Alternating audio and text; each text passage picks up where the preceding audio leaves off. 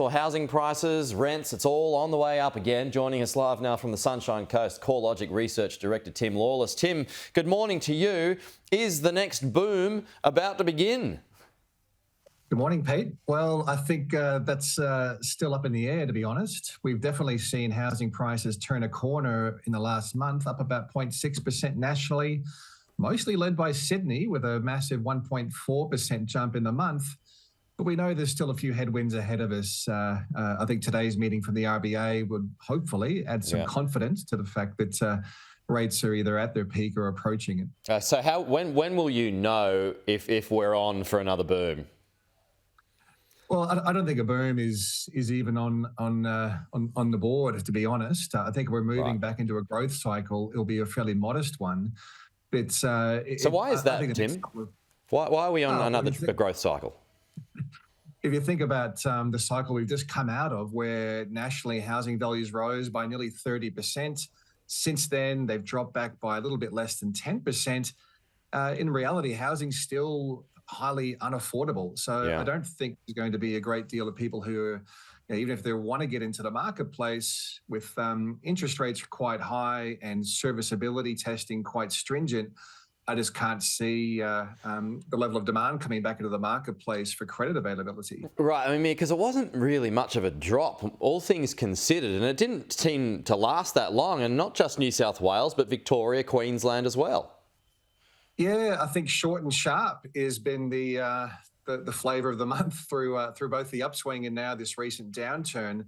A 30%, well, nearly 30% upswing nationally was followed by a nearly 10% drop. Markets like Sydney were down a bit more than 13%. Interestingly enough, this recent upswing we've started to see in March is very much being led by the upper quartile of the premium sector of the market. And that's also where we saw the brunt of the downturn.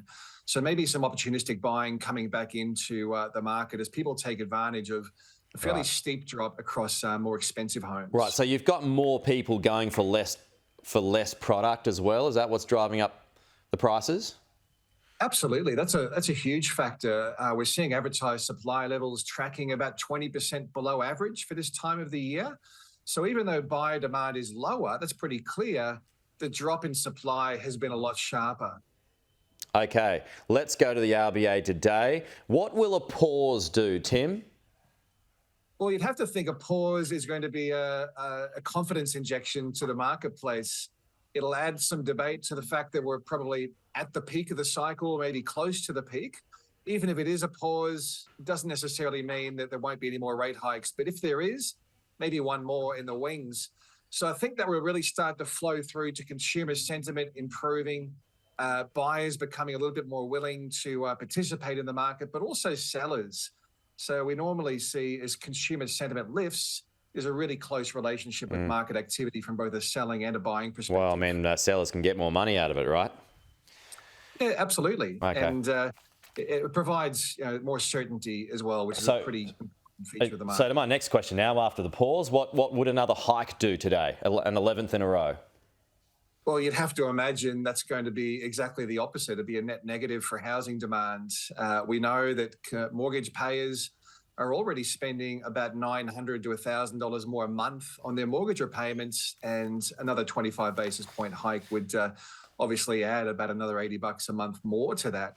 So you'd have to imagine that's going to dampen the market and maybe reverse some of this recent enthusiasm we've seen.